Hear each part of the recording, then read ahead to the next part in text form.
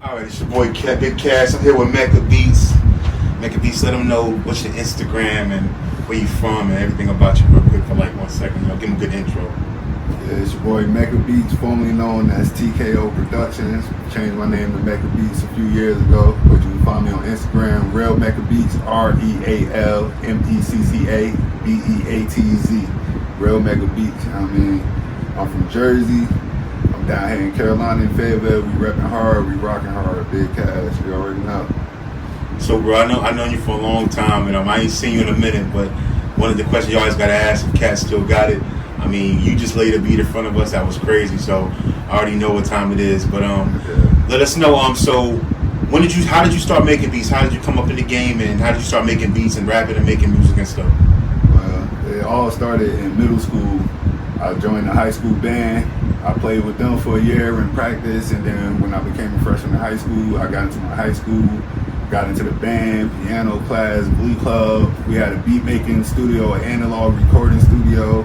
Then they bought us a $36 million studio, and like ever since those moments, I knew I was destined for music. I mean, Where'd you go to middle school at? in New Jersey, I went to John C. Costley Middle School. It's called Hart Middle. It's 3 different schools in one, but I went there. And my high school is Clifford J. Scott High School. That's dope. So you was in the essence of hip hop, and they had like a real studio for the young kids to use. That's dope concept. Yeah, man. And then I was like already kind of like tied in with musicians. Like my elementary school was named after Whitney Houston, and then Ja Rule was the one who donated $36 million for the studio and stuff like that. So what's the exact age you kind of got serious with making music as far as on your own, and how did that come to be? Like, was it beats first? Was it rhymes first? Was it a group? Oh, I mean, who was around you? it was really beats first, and the first time I really got serious is when I linked up with you, big bro, in 2003, and I bumped into Loudmouth and Big Cakes and Rolling Weight and everybody. That's when I really started getting serious, because guys gave me a platform to see my own potential, and I ran after it when I saw it. So let's go ahead and start dealing with that story. Like, how did you get to become a part of Loudmouth, and what songs were you on that we know from Loudmouth, and let us know a little bit about that time period and how that was during that time. Man, whew. Shout out to Wise Beats. I ain't talked to him in a long time, but Wise Beats linked me in with the camp. We was in Cambridge Arms in the little trap house getting it in. When you say trap house, you already know the environment. We getting it in, and then Wise just ran in like, yo, I need you to make this beat for me. Boom, boom. I laid the beat down. Next thing you know, I got invited to the studio, got a little deal, and started making beats for the camp. Loudmouth Entertainment, Loudmouth Records, rather. That's dope. So what were the records what were some of the records you remember working on at Loudmouth that stand out to you? That Young Cakes, yeah. The joint with you and Remy Martin, I played my little bass line and keys on there, and then I did the full production on the Pastor Troy one. Starting with the Remy one, that was so ill the way y'all came together. That was you and Incredible, right? Yeah, me and Incredible on that one. R.I.P. Did Wise do anything on there? No, it was just me and Incredible on that one. Yeah, rest in peace to Incredible, but it was dope the way y'all came together, because I had actually heard a version of it before that too, but the way the final version came out was just crazy, and we actually got that. That's one of the records that we already got up on Apple Music. Cass, need to go and check that out, because that was Remy Ma at the time when Lean Back had just came out. Yeah, we was red hot, before she got locked up. Yeah. So for you to be a young cat in the game, to come straight in the game, and you do it just with Pastor Troy, Remy Ma, I know that had to be crazy. It was crazy for me at the time. My first 2 places, Remy Martin and Pastor Troy, and I had just got familiar with Pastor Troy when I got down. And I'm like, yo, the dude is straight, yo. And then while I was ran in, like, yo, I need you to make this beat, Pastor Troy, and the we just got to work, took it to the studio, it was over with. Man. See, that was crazy, because at that time we kind of just needed hands on deck. Like we was running the artists. We might not even had nobody that could have made that Pastor Troy beat, and he knew to go seek you out for that. How was it working with Incredible? Man, rest in peace. First of all, it was very amazing working with Incredible. That dude is so intelligent when it comes to sound design. And back in them days, cats ain't know about sound design. Being a producer, like that dude really had sound design down pat. He know how to arrange everything, mix it, layer it, drop it, all that. It really take a team, but like that dude is the glue when it comes to producing, for real. That's dope. So what other artists have you worked with on all these years? What have you been doing? We know you've been grinding. What artists have you worked with? What all have you tapped into? I worked with Tony Boy J from Empire Records. I did some work with Street Lord Rook from Detroit. I did some work with Payroll Giovanni, Maul G, GSD.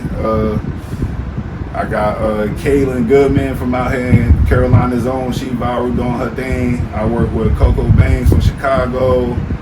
Barbie the Bully. I mean, she a trap rock chick. I got a lot of placements going on, and I'm just getting into the TV and TV show placements and the movie placements as far as like trailers and stuff like that. So I've been getting a lot of placements ever since that one placement happened. It's like my music career took off. As far as like the placements, are you like selling the beats on like line somewhere where they can go look them up and It started with YouTube, and once I got my YouTube up and I started selling beats, I started bumping into people. They'll buy the beat as far as the rights and stuff like that, so they'll be able to distribute it how they want, and then come back and make sure they do the royalties.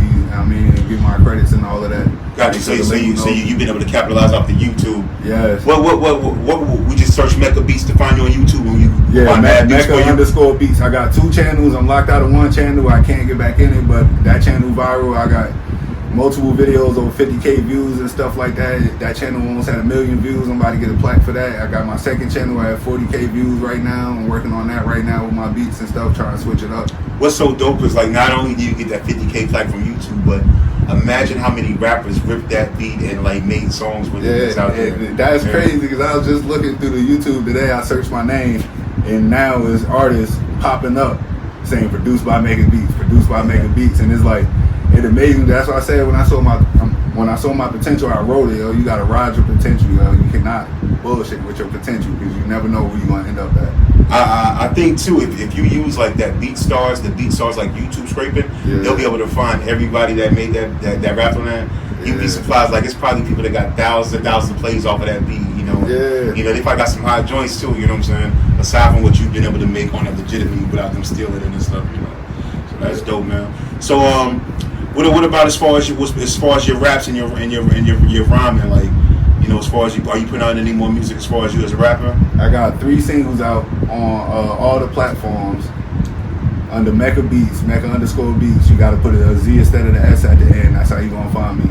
But I got an album that I'm working on right now. My first single is with Crazy Bone Son, Young NTG, aka NATO. Shout out to the bro, you know what I mean? Lil bro be doing his thing, but that single about to drop, and then we probably about to remix that Crossroads and put that on my album too. That's dope. A remix of the Bone Crossroads with the youngsters. That's dope. With Crazy Bone Son. That's history right there, man. It's like amazing. That's dope. What other projects you got coming up before we sign out? Let's know what projects you got coming up so we can tap in with you and make sure that we follow you on social media and that we prepare for it. I mean, I got music. Not only my music, I got an Amazon store and the eBay store coming out, which is completely owned by me through Amazon. You see what I'm saying? I got products coming out, shoes, clothes, t-shirts, hats, all that. You know what I mean? I was doing it in Chicago. I'm about to bring it back out. Medallions, brass, gold, silver, platinum, whatever you want. That's dope. We're gonna be on the lookout for that. And before we bang out anyway, let's talk about let's tap into about your streaming, because I know you're real heavy with the streaming. Can we get into that and where they can find you at on the streaming? Because we know you got some interesting content out with that. Yeah. I'm also an IRL streamer, in real life streamer. I get paid to stream and show what I do, which is pretty much in the studio all day, and then a little bit of my personal life, me chilling and stuff like that. You can find me on Bigo. On King Schmirk with the SHMURK, King Schmirk. Gotcha, dope. So I mean, you already made a banger for us. I mean, can we after a while? Can we switch over real quick and can we hear like 3 dope beats from before we sign out? Yeah, we can do that. Let's do it. All right, man.